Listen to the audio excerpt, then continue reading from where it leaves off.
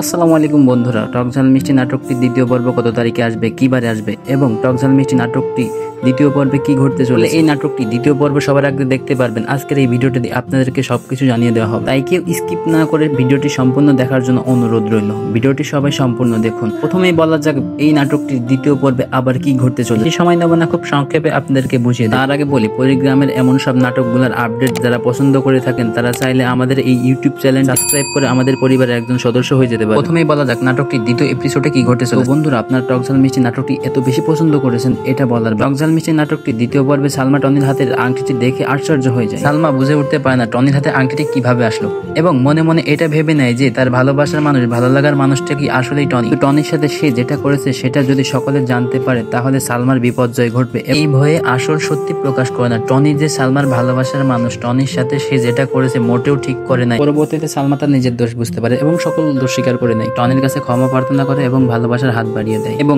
একে অপরকে ক্ষমা করে তারা দুজন ভালোবাসায় আবদ্ধ হয়। এভাবে দ্বিতীয় এপিসোডে নাটকটি সাজানো হয়েছে এবং এই নাটকটি দ্বিতীয় পর্ব কত তারিখে আসতে চলেছে এটা এখনো পলিগ্রাম চ্যানেলটি অফিসিয়ালি ভাবে কিছু জানানো হয় নাই। তবে সম্ভাব্য 10 নভেম্বরের মধ্যে রিলিজ হতে পারে এই নাটকটি। তো মোটামুটি আপনাদেরকে এক সপ্তাহ অপেক্ষা করতে হবে এই টকঝাল মিষ্টি নাটকটি দ্বিতীয় পর্ব দেখার জন্য। আর আপনারা যদি এই নাটকটি দ্বিতীয় পর্ব সবার আগে দেখতে চান তাহলে আমাদের এই ইউটিউব চ্যানেলটি সাবস্ক্রাইব করে আমাদের পরিবারের একজন সদস্য হয়ে। যারা আমাদের এই ইউটিউব চ্যানেলটি সাবস্ক্রাইব করেন নাই তারা কিন্তু নাটকটি সবার আগে দেখতে পারবেন না।